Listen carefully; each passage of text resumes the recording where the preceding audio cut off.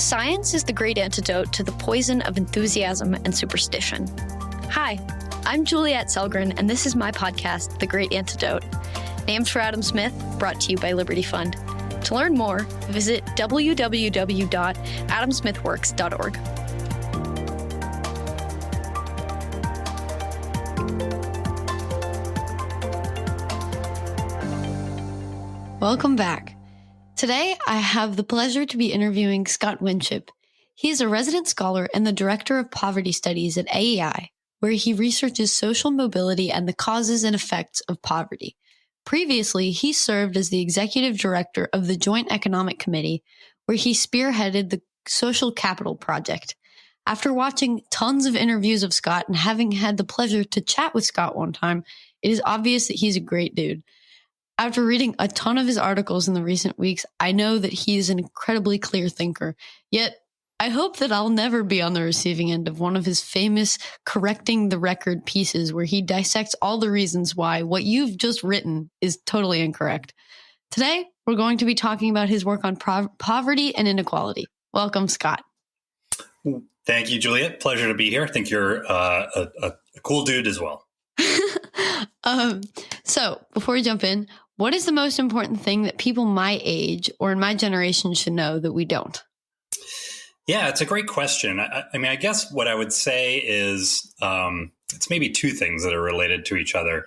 One is that you will change your views over adulthood on any number of things. And so sometimes I think I see younger people, and this would certainly have been true of me as a younger person had Twitter been around. They say things with a ton of confidence, as if there's no possible way that any right thinking person could disagree with them. And a lot of times, early in your career, especially early in adulthood, you just haven't been around long enough to be familiar with past debates that have happened and sort of to know what people have written before. Or, as you get older, you sort of learn how complicated a lot of things are. And so I would just encourage everybody to kind of approach things, especially in the public sphere, with a fair amount of humility. Because what you put on Twitter is forever, right? Or what you put on any social media. And there are lots of times where I'm just incredibly grateful that Twitter was not around in the 1990s when I was in my 20s and very opinionated and would have said a lot of things now that people could use against me that I don't believe anymore. So I guess that would be my warning to everybody is just, keep in mind that that the world is complicated. You might find it gets more complicated as you get older. You might find that you feel like you know less than you did when you were in your 20s as you get older, rather than more what you did. I have learned to be very cautious of the internet. It's a gift. It's also a weapon of destruction of your entire reputation. So, Definitely. Very good advice. Thank you. Or be a frequent deleter of tweets. That would be the other advice, I guess. Good advice. Let's start with poverty. I wanted to take kind of a big picture look at this first.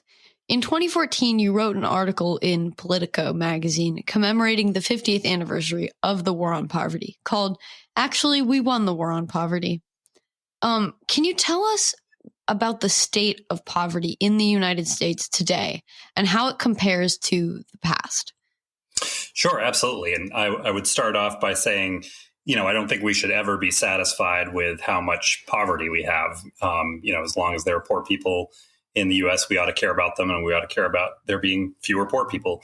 But I have written quite a bit along the lines of that most people are not aware of just how much progress we have made over time in reducing poverty. And that's there are a lot of complicated reasons for that. It ends up a lot of them end up having to do with really nerdy measurement topics. The official poverty rate that the federal government publishes has all sorts of shortcomings that make it a bad guide to how poverty has changed over time. Some of the big things, it doesn't actually count a lot of our biggest government safety net programs when it considers how much income people have. It doesn't count things like food stamps or housing assistance or Medicaid and medical assistance. When people get refundable tax credits, which is something that's in the news a lot lately, those don't actually get counted as income. So the best measures that I've seen suggest that if you compare, say, 1962, which was roughly around the time the War on Poverty started, a couple of years before the War on Poverty started by Lyndon Johnson, something like 20% of the population was poor by a pretty arbitrary definition back then. I mean, any definition of poverty is kind of arbitrary, right? You're drawing a line, and then you're seeing how many people fall above or below that line, and then over time, you're seeing whether that number goes up or down. So this particular way of drawing the line, about 20% of the population was poor in the early 1960s. Fast forward today, and that's more like under 5% of the population. And that has a lot of causes behind it. I think economic growth is certainly a big part of the story. I think the safety net, is part of the story as well. We've expanded the safety net to take care of a lot of poor persons. That part of the story is kind of complicated, though, because the safety net also has these weird disincentives, that prevent some people from working or from marrying or from saving. So the safety net's a more complicated story, but kind of whatever the factors, we've just made dramatic progress over time. And I tend to contrast that with the fact that we haven't made much progress over time in increasing upward mobility if you start out as a poor kid. We really do know better today than we did in the past in terms of being able to get to the middle class if you start out poor. And so I think we've devoted too much energy and too much attention to how much poverty we have versus how little upward mobility we have. You just had a new study at AEI that looks at racial gaps. What did you find in that study? Yeah, so this is another area where lots of times you hear me say that things are not as bad as you think. That's sort of a shtick of mine, I guess. Trying to convince people that they're worried too much about certain problems, like how much money the top 1% has, for instance. But inequality between blacks and whites, I think, is a problem that we don't pay enough attention to. And it relates to the economic mobility point that I just talked about, and it relates to poverty as well. So in this paper that I just published with some friends and colleagues at the Brookings Institution and my research assistant at the American Enterprise Institute, for the first time, we were able to look at people's grandparents. So we take a group of people that are in their 30s today, and we're able to look back at their parents when those 30-year-olds were living at home growing up. And we're able to look back even further to their grandparents in the late 1960s. And what we looked at was how common it is to be in the bottom fifth for 3 generations in a row, and whether that differs between blacks and whites. And it turns out it differs a lot. So, for instance, about 1 in 5 African Americans in their 30s today is in their 3rd generation of poverty, their 3rd generation of being in the bottom fifth. So 1 in 5. Among whites, it's 1 in 100. So these really big disparities. And in some ways, like just as important, if you only look at people who are in the bottom fifth today, and you compare blacks and whites, and you think, I'm sort of comparing apples and apples there because I'm looking at African Americans in the bottom fifth, and I'm looking at whites in the bottom fifth, and so it's sort of like the same group in terms of advantage or disadvantage. Well, it turns out that's not true at all either. Among blacks who are in the bottom fifth today, half of them also have a parent and a grandparent who are in the bottom fifth. While for whites who are currently in the bottom fifth, that's true of only about 8% of them. So we just find these big disparities that no one had quantified before. I think people had a sense, that it was probably true that there's been more multi-generational poverty for blacks than for whites. but we were able to show just how much of a gap there is out there. And we think that's important because, I think my co-authors and I, Brookings and AEI are different think tanks. One is center left and one is center right. So we wouldn't agree necessarily on the solutions to the problem, or even, on sort of the most important causes behind the problem necessarily. But we do agree that it's just an incredibly important problem that conservatives and liberals both should focus more attention on. People tend to like one factor explanations for why these things occur.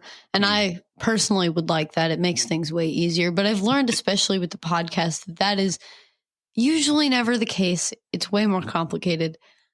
Do we have even the beginning of a grasp on why these racial gaps are so persistent over time? I think we have a decent idea. It's pretty much impossible to sort of rank order different factors and say this one's definitely the most important, this one is the second most important. But I think the way to start the story is to look at the grandparents, for instance, in our study. So when we look at the grandparents, 50% of the Black grandparents were in poverty in the bottom fifth, and that compared to only less than 10% for whites. So at the sort of peak of the civil rights movement, we had these big Black-white disparities, which were themselves rooted in 400 years of discrimination. There was slavery, and then for much of the African American population, they were stuck in the Deep South, where there was a whole system of Jim Crow that was designed to limit their freedoms. In the North, things were better, but African Americans were still discriminated against by employers, by unions. They were discriminated in housing. They were discriminated against by banks. Federal policy discriminated against African Americans. So for centuries, there was just a profoundly uneven playing field. And one of the outcomes of that was to concentrate African Americans who were disproportionately poor in a small number of poor neighborhoods. And once you concentrate poor people together, it's a machine for preventing upward mobility, because it just concentrates all of the problems that go along with poverty, whether that's family instability, whether that's poor performing schools, whether that's crime, you name it. If you concentrate poverty, you concentrate all of those things. So what we find in the paper is, even though part of the problem is that there was this big poverty gap among the grandparents, even since then, upward mobility has been less among Blacks, and downward mobility into poverty has been higher among Blacks. And that really, I think, relates to this history of discrimination that we have. Now, certainly other people would focus on ongoing discrimination, which I think is also important. I think probably, if I had to bet, I would say that the historic discrimination has actually been more important, and that if you could snap your fingers and get rid of discrimination tomorrow, you would still have these big gaps because of the structural conditions that we've created from past discrimination. In the Politico piece, you wrote, quote, "Much of the data that informs the current discussion about poverty is misleading, which is no help when plotting a path forward that addresses the problems that the poor face," end quote. I'm sure this relates directly to the fact that the way that the government measures poverty is not, doesn't take into consideration government programs. How else does this problem present itself? Yeah, that's a great question. I think, when we start off with poverty numbers that are incorrect and that make it seem like we haven't made much progress over time, that might make you think, oh my goodness, it's time to try something incredibly radical. Did I just say, oh my goodness, by the way? We're gonna have to edit that out entirely. I sound 70 years old all of a sudden. but so you might think, oh, we've got to try something radical because all the things that we've tried before haven't worked. And it's funny, there are incentives on both the left and the right to downplay the progress that we've made. So if you're liberal, you don't want people realizing that we've reduced poverty a whole lot because you worry that that might erode support for more policies to reduce poverty even more, right? You kind of want to overstate the problem and talk as if we have a crisis, where actually we may have a problem that's fairly manageable, or where the solutions that would be appropriate would be smaller than the things that a lot of liberals want to do. If you're conservative, you don't want people to know that poverty has gone down a lot because it might suggest that all of the policies the government has adopted may have been successful in some ways. And so lots of times you get both liberals and conservatives who don't want to admit that poverty has fallen. But I think, if we really care about poor people, we have to start with the most accurate facts that we can, which include how many people are poor today versus in the past, who's poor versus who's not poor, and what policies or what factors seem like they've been helpful or not very helpful. Another example, I guess, would be debates about inequality, where lots of times people will try to overstate how much inequality has risen over time, and they'll use that to explain why poverty has remained so high. And there you've got sort of two big mistakes: people exaggerating how much inequality has increased, and people overstating how much poverty we have. And if we can't sort of have an honest debate using the best facts that are out there, then the chances that we're going to get some really bad policy ideas thrown around just go up quite a bit. You keep saying accurate facts, best facts, but it seems though there's also a serious difficulty in measuring wealth and having facts that can be accurate because these estimates are usually not close, or if they are, they're not perfect. And then that leads to wrong conclusions. How does that lead into problems? How do we measure wealth, and how can we make it better, I guess? Yeah, so these debates often end up being really heated. There's a big ongoing debate about poverty measurement, and nobody is talking about changing the official poverty measure really, but there is a lot of discussion about how to have better poverty measures for research purposes, and people really disagree strongly about different decisions, more so than I think they should. I think unfortunately, lots of times people aren't able to kind of set aside their politics, or to set aside the implications of measuring things in a way that pretty much everybody could agree would be the best way to capture something. Health insurance, I guess, would be an example. When you're measuring poverty, should you count the health benefits that people get either from their employer or from the federal government as income? Almost certainly you should count it as something, right? If it wasn't worth anything to people, then we should just eliminate all of the federal healthcare programs that we have, and employers should stop giving health insurance to their workers and just give them cash instead. But nobody actually believes that it's worth nothing. And so that's a place where everyone should agree, all right, we should value it at something. We can disagree about how to do that, but it shouldn't be nothing. On wealth, wealth is even more complicated than some of these other things that we've been talking about, because first and foremost, I think some people will want to save their income when they get it, and some people will want to spend it. And so if you just look at inequality in wealth, you don't really have a sense of whether any inequality is due to differences in whether people want to save their money or spend their money, which is just a choice that is none of our business really, or whether it's because of that people receive different amounts of income, because some people aren't as able to save as others, which is really what we care about. And then beyond that, there are all these other tricky things. We count student loan the student loans that people take out for college or graduate school. We count that as debt, as negative wealth. But the reason that people take out those loans is because it's worth it to them, because they're getting something from college or from graduate school that they expect will be worth the trade-off.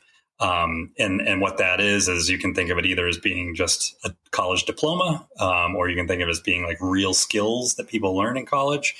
But whatever it is, it's going to hopefully pay off down the road in higher earnings and better career opportunities. But we don't count that asset. If you think of human capital as being an asset, the skills that you have, we don't count that in wealth, even though we count the student loans as negative wealth. And so that has this weird consequence that as more people get college degrees, if that in part is because more people are able to take out college loans, people look less wealthy over time, even though it may reflect that people are better off over time. It's just we don't see the human capital in the wealth measure. Another example is retirement wealth. If you save privately for retirement, that gets counted as wealth. But of course, we have a big social security system, which is government benefits once you retire. And if we didn't have that at all, then a lot more people would save for retirement themselves, and that would show up as wealth. But we don't count the social security benefits as wealth. So it ends up just being really difficult to get a handle on, which is why I tend to try to focus more on income and on poverty and on earnings instead of on wealth. So then, is wealth a measurement that we should discard, or is it still valuable? How is it valuable? And also, how do we measure the ability that someone has to save? Yeah, those are great questions. So I do think it's still important to try to measure wealth well, especially if you're sort of focused on the advantages of growing up at the very, very top, right? There's not a lot of wealth transfers other than kind of towards the high end of the income scale or the wealth scale, because wealth is really unequally concentrated in the United States and in most countries, actually. So it's worth knowing something about that. Again, with black-white inequality, there's a vast gap in wealth between blacks and whites too, and that's really important as well. So I wouldn't say that we should just ignore it, but it's tricky enough to think about and to measure, and most people do such a poor job at it, honestly, that you just have to really read research on wealth with kind of a skeptical eye, and it's sort of the best we can do, given that it's a tough concept to understand. I forget your second question because I rambled an answer to the first one. How do we measure someone's ability to save? Yes, right. Yeah, that's a great question. There are some very technical economic studies that try to look at propensity to save. And so, if you can find some kind of interesting experiment or policy experiment that people can't anticipate, so suddenly people end up with more money, more income than they thought they were going to get. And then you look at the extent to which people save it or don't save it.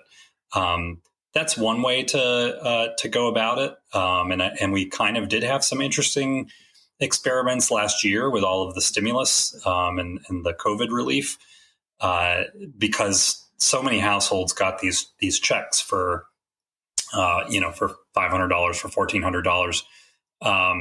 And a lot of households didn't really need them, especially because spending was going down anyway, because so much of the economy was closed and people were staying at home. So they weren't using as much gas, and they weren't eating out as much. So they were saving money that way. They weren't going to, restaurants and movies and concerts and things like that. So a lot of people got these checks last year from the federal government and didn't really need them. And so they saved them. And so that's like an example where, you have what was almost a completely unanticipated increase in income. And then you can look and see how many people saved. Otherwise, if you don't have that aspect of it that's unanticipated, then it's really hard, to disentangle ability to save from just your preferences for saving versus spending money. But like a lot of questions in social science, it is really hard to get at propensity to save, just because there are so many confounding factors that if you don't have some unanticipated increase in income or in wealth, it's just really hard to do convincingly. I see. The second part of the Politico magazine article that you wrote, you note that a lot of the decline in poverty happened in the 1990s and that they were mostly the product of welfare reforms, while the more Great Society and liberal ideas of the 1960s can't really take credit for that decline. I've read some incredible numbers on that front about how people were living. I mean, before the welfare reforms, nearly 9 in 10 families on welfare were workless, and most of them were stuck in like long-term poverty, and unwed births rose, which created a trend in what I'm forgetting the word, intergenerational child poverty. Mm-hmm. Yep. Can you talk about those trends and what the welfare reforms were and how they changed living conditions? Yeah. Well, so that's interesting that you're looking at a 2014 piece of mine, because that's actually an instance where I think I wrote a few things back then based on what the best numbers that I had at the time, but subsequently I kind of came up with my own poverty estimates. So this is a good example of where you hopefully can improve these measures over time, and that actually can change your conclusions. So the one thing that I would change if I were writing that today is child poverty. When you use a better measure, it looks like it's been declining since the early 1980s. So I think in that piece I said it didn't really start until the early 1990s, and now I would push that back by about a decade. Now I still would stand by the point that the main credit for that, I don't think is because of the expanded safety net from the Great Society that Lyndon Johnson, that was sort of the name of his policy agenda. Mm-hmm. He expanded all these safety net programs, and I do think welfare reform gets a lot of the credit during the 1990s when the drop in poverty was very steep. So going back to say the early 1990s, before welfare reform, a lot of families who were the lowest income families were receiving benefits from the main safety net program we had at the time, called Aid to Families with Dependent Children, AFDC, which originally, way back in the 1930s, was designed mostly to help widows raise their kids. So mostly women whose husbands had died, and at the time, not many women worked, and people didn't want women to work, and so they created this program for widows. Over time, as our healthcare got better and our and people became healthier, workplaces became less dangerous, and as more and more women worked, the group of single parents was much less people who had lost their partner because of death, and it was much more people who were single, either because they'd gotten divorced or because they had a child before getting married. And so the program became something very different. And over time, single parenthood increased a lot. I'm not on here to denigrate single parents. I've been one myself for sure. But it does create more challenges in terms of escaping poverty for a lot of families. So by the time of the 1990s, we had a lot of kids who were stuck in very poor families, growing up without both their parents, and there were these disincentives for their parents to work, to get married, to save. So it was really a terrible system because it didn't leave people very well off, but it also gave them incentives to not better themselves as well. So, in the mid 1990s, and this was bipartisan at the time. Bill Clinton, who had become president in 1992, had run for president, saying that he was going to reform the welfare program. He and other moderate Democrats ended up joining with Republicans to reform the system that we had and to require work of most families that were receiving welfare benefits. It put time limits on how long people could receive benefits, both for a given spell, but also over the course of their lifetimes. So it made it harder to continue receiving cash benefits without working. And the other thing that we did is we passed a number of policies that provided more money to people who worked if they were low income. So we expanded tax credits that went to low income working families. We provided a lot more in terms of child care benefits, health care benefits. The minimum wage went up. So it was this combination of making it harder not to work if you were poor, but also making it easier if you did work. And that seems to be the right combination, in my view. It ended up that the number of single parents who were working increased quite a bit. The number that were getting welfare benefits fell by a lot. And neither of those would necessarily be positive, except that poverty also fell, which is really the key consideration there. It was a way to encourage people to be more independent, which also improved their material well-being. So I've argued in the past that we ought to continue to pursue policies like that, that encourage work, help low-income workers, and also shelter. There are some people who just have profound personal challenges, or who have extremely young kids. We don't want to send mothers with 3-month-old babies necessarily force them to go into the workforce. So shelter enough people, but generally expect that people will take steps to become self-sufficient, independent. What do you say to people who say that the problem with poverty is that we aren't spending enough money to help people, though? Yeah, that's a common belief, I think. So there, I think, for starters, people don't understand how much money we actually do spend on low-income Americans. And it's over $1 trillion a year at the federal level. And when you throw in state spending and a small amount of local spending, it's over $1.2 trillion, I think, every year that we spend on low-income populations. So we're spending quite a bit to begin with. The second thing that I would say is using how much we spend as the metric for how much we're prioritizing poverty reduction is just a mistaken way to go about things. I go back to these different trends. So we've managed to reduce the poverty rate a lot over time, in part because we do spend more today than in the past on anti-poverty policy.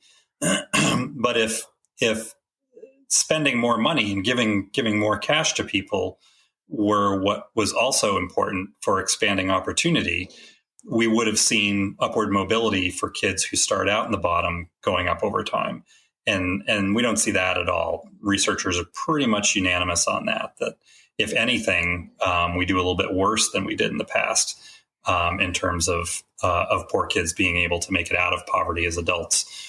So that says to me that what's important isn't so much how much we're spending, how much cash that we're getting into the hands of people at the bottom, but it's spending money effectively when we do spend it. And that's an instance where I think welfare reform, which actually involved cuts to certain programs, like we spent less on cash assistance to non-working families after welfare reform than we did before. But even so, it ended up benefiting those families because it encouraged them to take control of their own lives. So it's just a mistake to sort of say like, well, we should measure how we care about poverty and how much we're doing to reduce poverty by how much the federal government is spending. And what do you say to people who argue that the solution is a universal type program like a child allowance? So that's a policy proposal that really does presuppose that the way that you reduce poverty is to give people more money. You actually hear people say this all the time, like just give people money. And in the short term, it's absolutely true. Like if you want to reduce poverty, if you want to increase people's incomes, giving people money, by definition, increases their income. That's going to reduce poverty.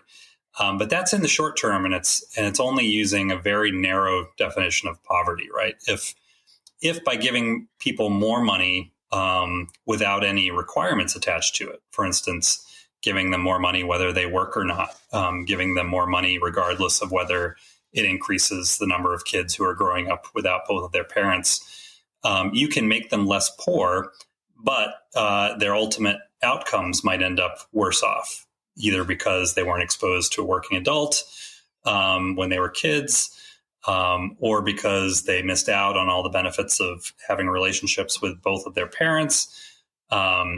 You can imagine that might keep people stuck over multiple generations in neighborhoods that were bad for their own outcomes and for their kids' outcomes. So it's a solution that really believes that kind of the best thing you can do for folks is just give them more money.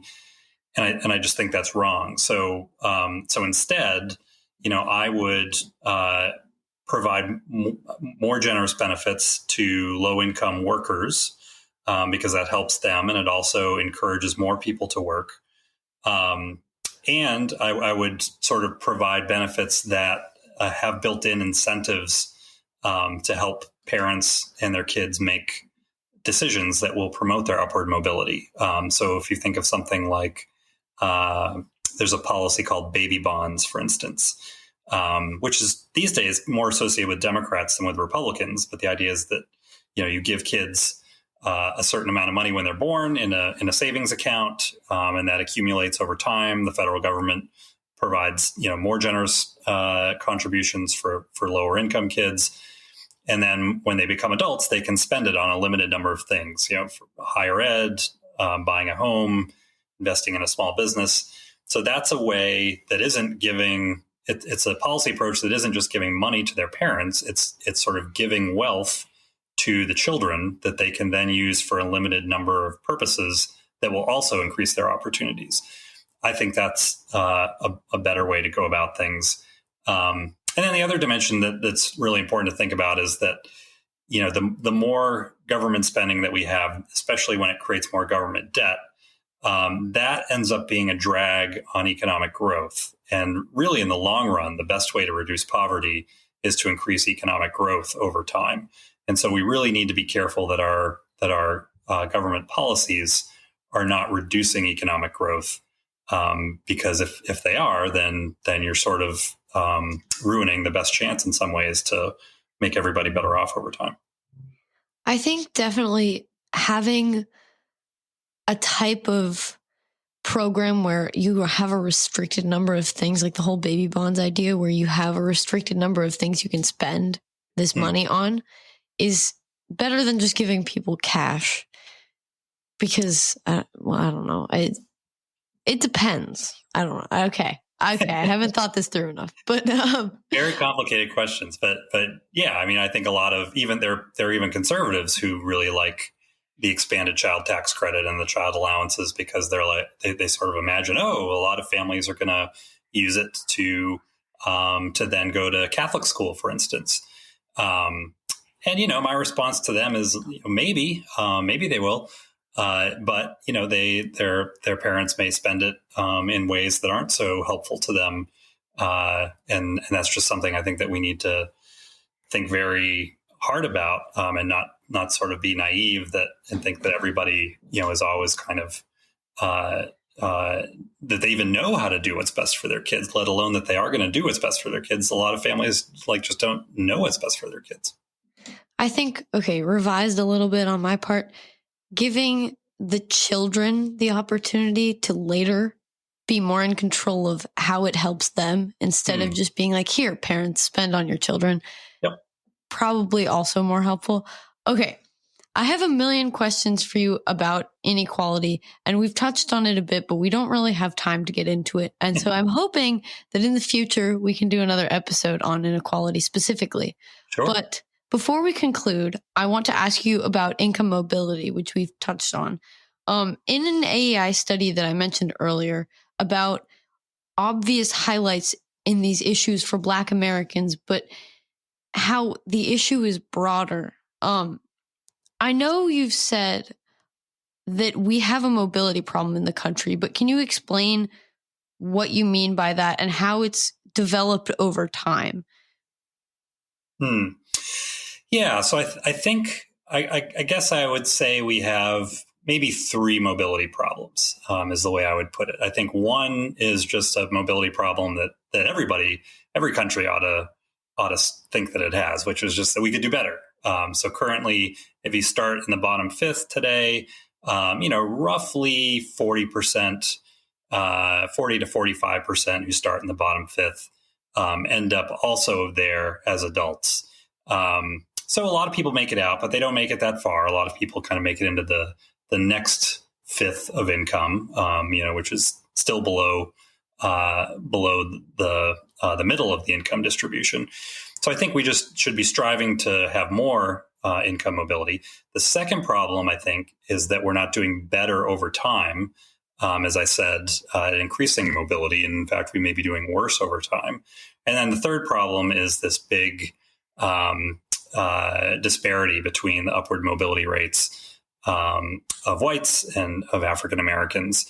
So for instance, I did a study a few years ago where we found that if you were a white man or a white woman who started in the bottom, you have, roughly like a 25 to 30% chance of being in the bottom yourself as an adult. But for Black men and women, it's more like 50 to 55%.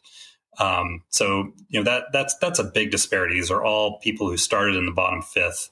But there's this racial gap in being able to escape the bottom fifth. So I think those are the three problems that I'd highlight. Some people would also say that we need to have a lot more mobility than other countries. And there, I think the facts are a little bit more complicated than that.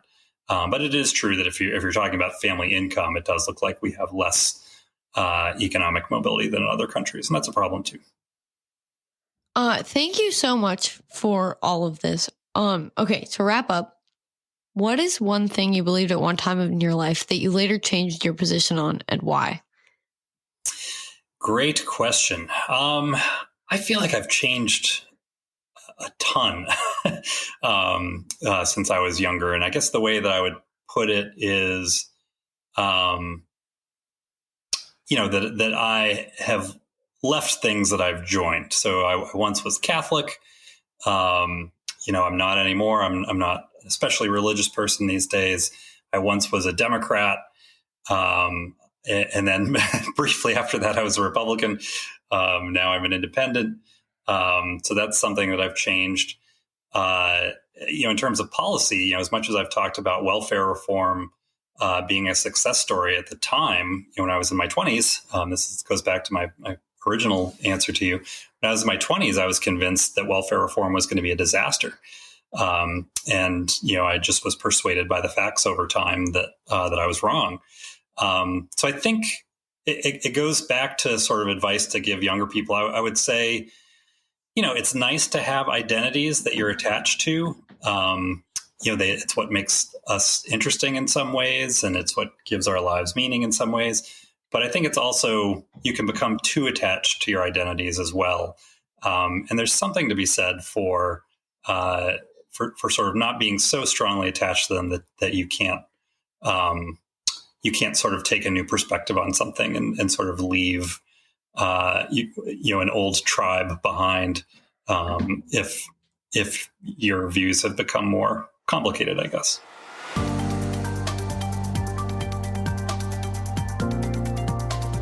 Once again, I'd like to thank my guests for their time and insight. I'd also like to thank you for listening to the Great Antidote podcast. It means a lot. The Great Antidote is sound engineered by Rich Goyette. If you have any questions, any guests, or topic recommendations, please feel free to reach out to me at greatantidote@libertyfund.org. Thank you.